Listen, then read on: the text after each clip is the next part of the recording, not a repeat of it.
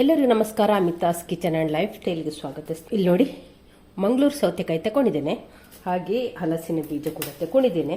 ಇವಾಗ ಹಲಸಿನ ಬೀಜದ ಸಿಪ್ಪೆಯನ್ನೆಲ್ಲ ಫಸ್ಟಿಗೆ ತೆಗೆಯುವ. ನೋಡಿ, ಈ ಔಟರ್ ಕವರನ್ನು, ಈ ಬಿಳಿಯ ಕವರನ್ನು ಫಸ್ಟಿಗೆ ತೆಗೆಯುವ.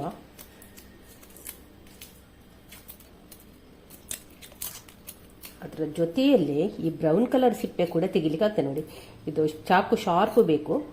ನೋಡಿ, ಹೀಗೆ ಅದನ್ನು ಕೂಡ ಹೀಗೆ ಲೈಟಾಗಿ ಎಲ್ಲವನ್ನು ಕೂಡ, ಇದನ್ನು ಕೂಡ ಪೂರ್ತಿ ಅಲ್ಲ, ಎಷ್ಟು ನಿಮಗೆ ಆಗ್ತದೆ ಅಷ್ಟು ತೆಗೆದ್ರೆ ಆಯಿತು. ಹೀಗೆ ಎಲ್ಲವನ್ನು ಕೂಡ ಹೀಗೆ ಫಸ್ಟಿಗೆ ತೆಗೆಯುವ. ನೋಡಿ, ಹಲಸಿನ ಬೀಜದ ಔಟರ್ ಕವರನ್ನು ತೆಗೆದು, ಹಾಗೆ ಈ ಬ್ರೌನ್ ಕಲರ್ನ ಸಿಪ್ಪೆಯನ್ನು ಕೂಡ ಎಲ್ಲ ತೆಗೆದಾಗಿದೆ. ನೋಡಿ, ಇನ್ನು ಇದನ್ನು ನಾವು ಕಟ್ ಮಾಡಿಕೊಳ್ಳುವ.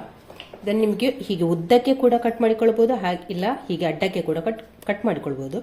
ನಾನಿಲ್ಲಿ ಈ ರೀತಿ ಕಟ್ ಮಾಡ್ತೇನೆ. ಒಂದು ಹಲಸಿನ ಬೀಜವನ್ನು 2 ಭಾಗವನ್ನಾಗಿ ಮಾಡ್ತಾ ಇದ್ದೇನೆ. ಹೀಗೆ ಮಾಡಿದರೆ ಆಯಿತು. ಎಲ್ಲವನ್ನು ಕೂಡ ಹೀಗೆ ಮಾಡಿ ಇಟ್ಟುಕೊಳ್ಳುವ. ನೋಡಿ, ಹಲಸಿನ ಬೀಜವನ್ನೆಲ್ಲ ಹೀಗೆ ಕಟ್ ಮಾಡಿಕೊಂಡಾಯಿತು. ಇವಾಗ ಇದಕ್ಕೆ ನೀರನ್ನು ಹಾಕ್ತಿದ್ದೇನೆ. ಇದ್ರಲ್ಲಿ ಸ್ವಲ್ಪ ಅಂಟಿರ್ತದೆ, ಮೇಣ ಇರ್ತದೆ.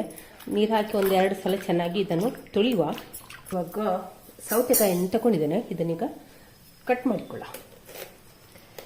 ಇದು ಪೂರ್ತಿ ಬೇಡ, ನಮಗೆ ಬೇಕಷ್ಟೇ. ನೋಡಿ ಎಷ್ಟು ಚೆನ್ನಾಗಿ ಉಂಟು ನೋಡಿ ಸೌತೆಕಾಯಿ. ಸಿಪ್ಪೆ ಇರಲಿ.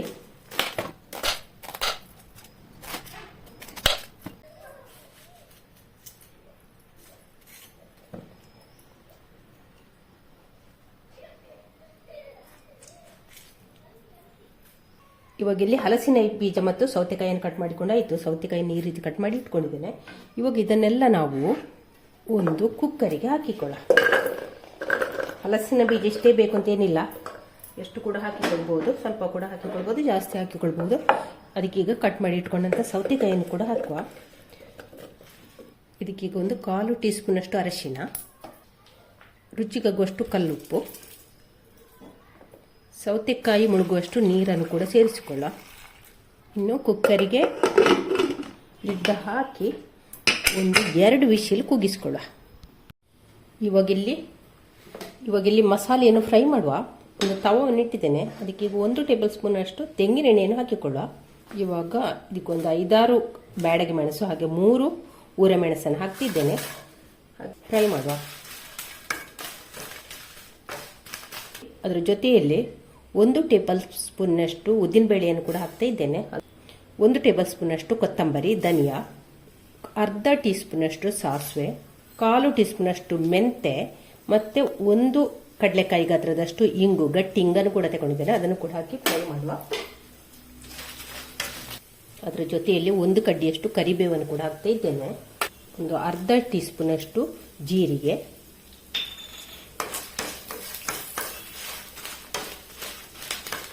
ಇಲ್ಲಿ ಹಾಕಿರುವಂತಹ ಸಾಮಗ್ರಿ ಎಲ್ಲ ಕೆಂಪಗಾಗ್ತಾ ಬಂತು. ಆ ಹೊತ್ತಿಗೆ ಇಲ್ಲಿ ನಾವು ತೆಂಗಿನಕಾಯಿ ತುರಿಯನ್ನು ಹಾಕಿಕೊಳ್ಳುವ. ತೆಂಗಿನಕಾಯಿ ತುರಿಯನ್ನು ಕೂಡ ಹಾಕಿಕೊಂಡು ಒಂದು ಸ್ವಲ್ಪ ಕಲರ್ ಚೇಂಜ್ ಆಗುವ ತನಕ ಇದನ್ನು ಫ್ರೈ ಮಾಡಿದರೆ ಆಯಿತು. ಇಲ್ಲಿ ತೆಂಗಿನಕಾಯಿ ನೋಡಿ ಸ್ವಲ್ಪ ಕಲರ್ ಚೇಂಜ್ ಆಗಿದೆ, ಇಷ್ಟಾದರೆ ಸಾಕು. ಈಗ ನಾನಿಲ್ಲಿ ಸ್ಟವ್ ಆಫ್ ಮಾಡ್ತಾ ಇದ್ದೇನೆ. ಈ ಬಿಸಿಗೆ ಈಗ 1/4 ಟೀ ಸ್ಪೂನ್ ಅಷ್ಟು ಅರಿಶಿನವನ್ನು ಹಾಕ್ತಾ ಇದ್ದೇನೆ. ಹಾಕಿ ಒಮ್ಮೆ ಚೆನ್ನಾಗಿ ಈ ಬಿಸಿಯಲ್ಲಿ ಇದನ್ನು ಕೂಡ ಒಂದ್ಸಲಿ ಫ್ರೈ ಮಾಡುವ. ಇವಾಗ ಇಲ್ಲಿ ಹುರಿದಂಥ ಮಸಾಲೆ ಪೂರ್ತಿ ತಣ್ಣಗಾಗಿದೆ. ಇವಾಗ ಇದನ್ನೆಲ್ಲ ನಾವು ಮಿಕ್ಸರ್ ಜಾರಿಗೆ ಹಾಕಿಕೊಳ್ಳ. ಮೆಣಸನ್ನು ಕಟ್ ಮಾಡಿ ಹಾಕುವ. ಇವಾಗ ಮಸಾಲೆಯನ್ನೆಲ್ಲ ಹಾಕಿಕೊಳ್ಳ. ಇವಾಗ ನಾನು ಇದನ್ನು ನೀರು ಹಾಕದೆ ಅಂತೆ ಈಗ ಗ್ರೈಂಡ್ ಮಾಡ್ಕೊಂಡು ಬರ್ತೇನೆ. ನೀರು ಹಾಕದೆ ಇದನ್ನು ನೋಡಿ ರುಬ್ಬಿಕೊಂಡಿದ್ದೇನೆ. ಇವಾಗ ಇದಕ್ಕೆ ಹುಳಿಯನ್ನು ಕೂಡ ಸೇರಿಸ್ತಾ ಇದ್ದೇನೆ. ಸೌತೆಕಾಯಿ ಸ್ವಲ್ಪ ಹುಳಿ ಉಂಟು, ಹಾಗಾಗಿ ಹುಳಿ ಜಾಸ್ತಿ ಹಾಕಬೇಕು. ಇವಾಗ ನೀರು ಹಾಕಿದನ್ನು ನಯವಾಗಿ ರುಬ್ಬಿಕೊಂಡು ಬಂದರೆ ಆಯಿತು. ನೀರು ಹಾಕಿದ್ದೇನೆ, ನಯವಾಗಿ ರುಬ್ಬಿಕೊಂಡು ಬರುವ. ಇವಾಗ ಮಸಾಲೆಯನ್ನು ಕೂಡ ನಯವಾಗಿ ರುಬ್ಬಿಕೊಂಡಾಯಿತು. ಇವಾಗ ಇದನ್ನು ನಾವು ಪಕ್ಕಕ್ಕಿಟ್ಟುಕೊಳ್ಳುವ. ಇವಾಗ ನೋಡುವ, ನಮ್ಮ ಹಲಸಿನ ಬೀಜ ಸೌತೆಕಾಯಿ ಬೆಂದಿದೆ. ಅದನ್ನೀಗ ಒಂದು ಮಣ್ಣಿನ ಚಟ್ಟಿಗೆ ಇದನ್ನು ಹಾಕ್ತಾ ಇದ್ದೇನೆ. ಇವಾಗ ಇದಕ್ಕೆ ರುಬ್ಬಿದಂಥ ಮಸಾಲೆಯನ್ನು ಕೂಡ ಸೇರಿಸಿಕೊಳ್ಳ. ಇವಾಗ ಇದಕ್ಕೆ ಮಿಕ್ಸರ್ ಜಾರ್ ತೊಳೆದಂಥ ನೀರನ್ನು ಕೂಡ ಸೇರಿಸಿಕೊಳ್ಳ. ಚೆನ್ನಾಗಿ ಮಿಕ್ಸ್ ಆಯಿತು. ಇದನ್ನಿನ್ನೂ ಚೆನ್ನಾಗಿ ಕುದಿ ಬರಲಿಕ್ಕೆ ಹೀಗೆ ಬಿಡುವ. ಇವಾಗ ನೋಡಿ ಇಲ್ಲಿ ಮಸಾಲೆ ಚೆನ್ನಾಗಿ ಕುದಿ ಬರ್ತಾ ಉಂಟು. ಚೆನ್ನಾಗಿ ಮಿಕ್ಸ್ ಮಾಡಿ ಟೇಸ್ಟ್ ನೋಡ್ಕೊಳ್ಳಿ, ಉಪ್ಪು ಕರೆಕ್ಟ್ ಉಂಟಂತ ನೋಡಿಕೊಳ್ಳಿ ಸ್ನೇಹಿತರೆ. ನೋಡಿ ಈ ಸಾಂಬಾರು ಉಂಟಲ್ಲ, ಸೌತೆಕಾಯಿ ಮತ್ತು ಹಲಸಿನ ಬೀಜ ಸಾಂಬಾರು ಉಂಟಲ್ಲ, ನಮ್ಮ ಕುಚಲಕ್ಕಿ ಅನ್ನಕ್ಕೆ, ಹಾಗೆ ವೈಟ್ ರೈಸಿಗೆ ಕೂಡ, ಹಾಗೆ ಇಡ್ಲಿಗೆ, ಕಡುಬು, ದೋಸೆಗೆಲ್ಲ ಒಳ್ಳೆ ಬೆಸ್ಟ್ ಕಾಂಬಿನೇಷನ್. ನೀವು ಕೂಡ ಒಂದ್ಸಲ ಟ್ರೈ ಮಾಡಿ. ಹಾಗೆ ಇದೊಮ್ಮೆ ಚೆನ್ನಾಗಿ ಕುದಿ ಬರಲಿ. ಇವಾಗ ಇದಕ್ಕೆ ನಾನು ಕಟ್ ಮಾಡಿ ಇಟ್ಟುಕೊಂಡಂಥ ಕೊತ್ತಂಬರಿ ಸೊಪ್ಪನ್ನು ಹಾಕ್ತಾ ಇದ್ದೇನೆ. ಇಷ್ಟಾದರೆ ಸಾಕು. ಈಗ ಮುಚ್ಚಳ ಮುಚ್ಚುತ್ತಿದ್ದೇನೆ, ಸ್ಟವ್ ಆಫ್ ಮಾಡ್ತಾ ಇದ್ದೇನೆ. ಇನ್ನು ಇದಕ್ಕೊಂದು ಒಗ್ಗರಣೆ ಮಾಡಿಕೊಳ್ಳುವ. ಇವಾಗ ಇಲ್ಲಿ ಸಾಂಬಾರಿಗೊಂದು ಒಗ್ಗರಣೆ ಮಾಡುವ. 1 ಟೇಬಲ್ ಸ್ಪೂನ್ನಷ್ಟು ತೆಂಗಿನ ಎಣ್ಣೆಯನ್ನು ಒಗ್ಗರಣೆ ಸೌಟಿಗೆ ಹಾಕಿ ಇಟ್ಟಿದ್ದೇನೆ. ಅದಕ್ಕೀಗ 1 ಟೀ ಸ್ಪೂನಷ್ಟು ಸಾಸಿವೆ ಹಾಕ್ಕೊಳ್ಳುವ. ಸಾಸಿವೆ ಚಟಪಟ ಅಂತ ಹೇಳಿ, ಸಾಸಿವೆ ಚಟಪಟ ಅಂತ ಹೇಳ್ತಾ ಉಂಟು. ಅಂತ ಕಟ್ ಮಾಡಿದ ಬೇವು ಸೊಪ್ಪು, ಕಟ್ ಮಾಡಿ ಇಟ್ಕೊಂಡಿದ್ದ 1 ಒಣಮೆಣಸು ಮತ್ತು ಇಂಗು, ಒಂದು ಸ್ವಲ್ಪ ಇಂಗಿನ ಪೌಡ್ರನ್ನು ಹಾಕಿಕೊಳ್ಳ. ಇವಾಗ ನಮ್ಮ ಒಗ್ಗರಣೆಯಲ್ಲಿ ರೆಡಿ ಆಯಿತು. ಇವಾಗ